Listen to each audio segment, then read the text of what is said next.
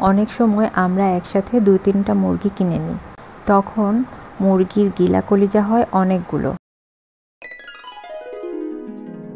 চাইলে এই গিলা কলিজা আমরা একসাথে রান্না করতে পারি। আসসালামু আলাইকুম, ঘরকন্নাতে আপনাদের স্বাগতম। কেমন আছেন সবাই? আমাদের আজকে 2টো মুরগি এনেছে। এই 2টো মুরগি থেকে যতটুকু গিলা কলিজা পেয়েছি ছোট ছোট টুকরো করে নিয়েছি। আমি ভালো করে পরিষ্কার করে ধুয়ে লবণ হলুদ দিয়ে সেদ্ধ করে নিচ্ছি। 3 থেকে 4 মিনিট সেদ্ধ হওয়ার পর আমি উঠিয়ে নিচ্ছি। গিলা কলিজা একটু সেদ্ধ করে নিলে আর কোনো গন্ধ থাকে না। এবার রান্না করে নেব। রান্নার জন্য আমি তেল দিয়ে দিলাম, গরম মশলা দিয়ে দিলাম। গরম মশলা একটু ভেজে এবার আমি বাটা মশলা দিয়ে দেব। এখানে আমি কাঁচা ও শুকনো মরিচ, পেঁয়াজ, আদা, রসুন বেটে রেখেছি, সব কিছু দিয়ে দিলাম, সাথে লবণও দিলাম। এগুলো ভালোভাবে ভেজে নেব। ভাজা হয়ে গেলে অন্য মশলা দেওয়ার আগে একটু পানি দিয়ে দেব যাতে পুড়ে না যায়। এখনই খুব সুন্দর একটি কালার এসেছে। এবার আমি দিয়ে দেব হলুদ গুঁড়ো, জিরা গুঁড়ো, ধনিয়া গুঁড়ো। এর সাথে আরও দেব মরিচ গুঁড়ো।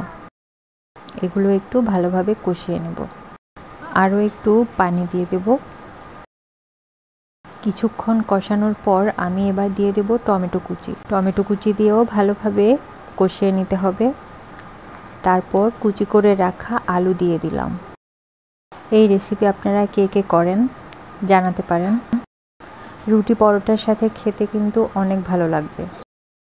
এবার সেদ্ধ করে রাখা গিলা কলিজা দিয়ে দেব। মশলার সাথে ভালোভাবে সব কিছু কষিয়ে নেব। সব সময় একই রকম রান্না না করে আমরা মাঝে মাঝে একটু রান্নায় ভিন্নতা আনতে পারি, তাহলে খাবারটা কিন্তু প্রতিদিনই অন্যরকম লাগবে। আমি কিছুক্ষণ ঢেকে কষিয়ে নিয়েছি ভালো করে। এবার দিয়ে দিচ্ছি ফুটানো গরম পানি। আমার ভিডিও আপনাদের কেমন লাগে জানাতে পারেন। ভিডিও ভালো লাগলে লাইক, কমেন্টস, শেয়ার করতে পারেন। এমন আরও ভিডিও পাওয়ার জন্য ঘরকন্নার সাথেই থাকবেন।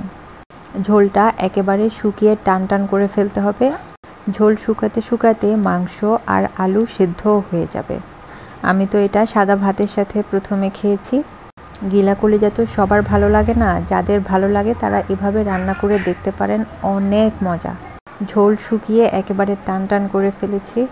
কাঁচামরিচ, শসা, টমেটো দিয়ে সালাদ করে সাথে এক টুকরো লেবু আর সাথে এই গিলা কলিজা, জমবে ভালো।